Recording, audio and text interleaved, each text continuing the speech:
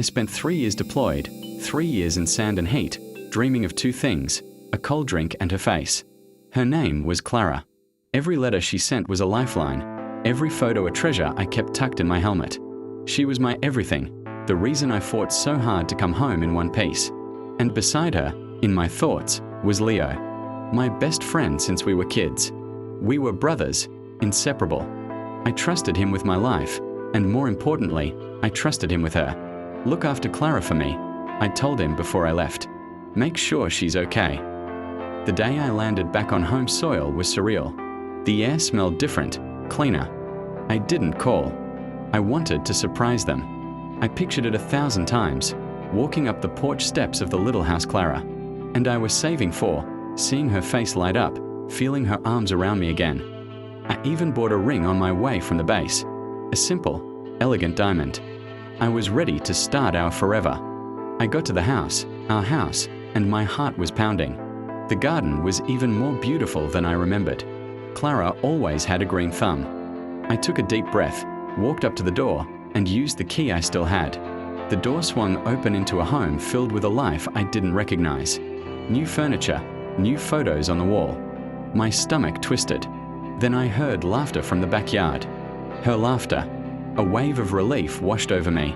She was here. I walked through the house, my boots silent on the unfamiliar rug. I pushed open the back door and the scene in front of me shattered my world into a million pieces. There was Clara, glowing, her hand resting on a small baby bump. And next to her, with his arm around her, kissing her temple, was Leo. They were having a barbecue, a happy little family gathering. My best friend and my girl. They hadn't seen me yet. I just stood there, frozen in the doorway, the ring box feeling like a lead weight in my pocket. All the air left my lungs. The sounds of their laughter, the smell of the grill, it all became a muffled roar in my ears. This wasn't a nightmare I could wake up from. This was my new reality. They had built a life on the ruins of the one I was fighting to come back to. Leo finally turned and saw me. The smile fell from his face, replaced by a look of pure shock, then guilt. "Jack," he whispered, his voice cracking. Clara followed his gaze, and when her eyes met mine, she gasped. Her hand flew to her mouth, tears instantly welling up. "Oh my God. Jack, you're home." Home. The word was a joke. I wasn't home. I was a ghost at a party I was never invited to. I looked from her face to his, then down at her stomach. The baby. Their baby. The math wasn't hard. This wasn't a recent mistake. This was a long, calculated betrayal. While I was counting down the days to see them, they were building a life together. How? It was the only word I could manage to get out.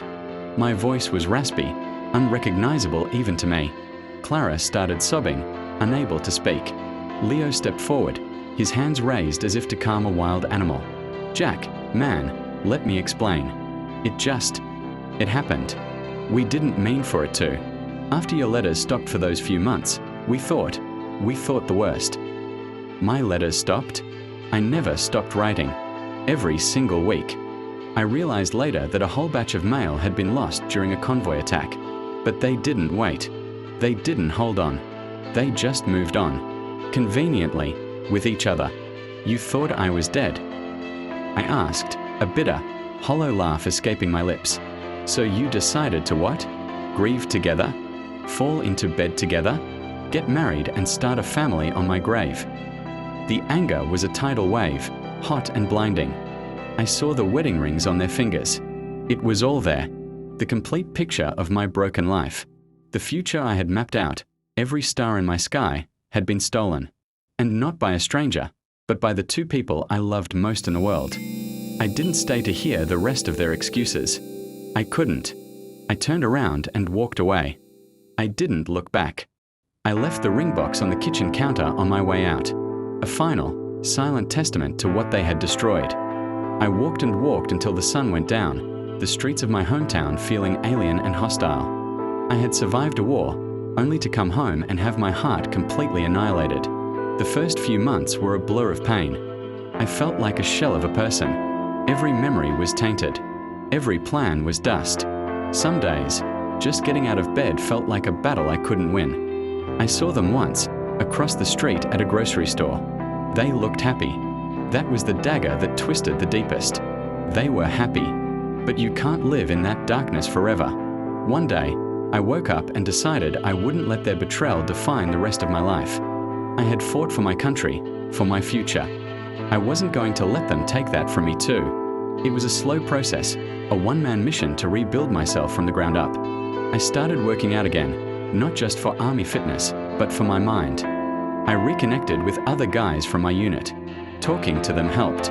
They understood loss, maybe not in the same way, but they understood what it meant to have your world turned upside down and have to find a way to stand up again. I threw myself into a new career, using the skills I learned in the service. I started my own security consulting firm. It was hard work, long hours, but it gave me a purpose, a new mission. Every small success was a step away from the man who stood broken in that doorway. It's been 5 years now. The pain is no longer a gaping wound. It's a scar. It's a part of my story, a reminder of what I've overcome. I learned that forgiveness isn't about letting them off the hook. It's about letting myself off the hook. It's about releasing the anger that was only poisoning me. I'm not the same man who went to war, and I'm certainly not the same man who came back. I'm stronger. I've learned the hard way that you can't control what other people do. You can only control how you react. You can let betrayal break you, or you can let it forge you into something better. I chose to be forged. My life isn't the one I planned, but it's a good life. It's my life, and I earned it. Thank you for listening to my story. If you're going through your own battles, remember that you have the strength to overcome them. Don't forget to like and subscribe for more stories of resilience and hope. See you next time.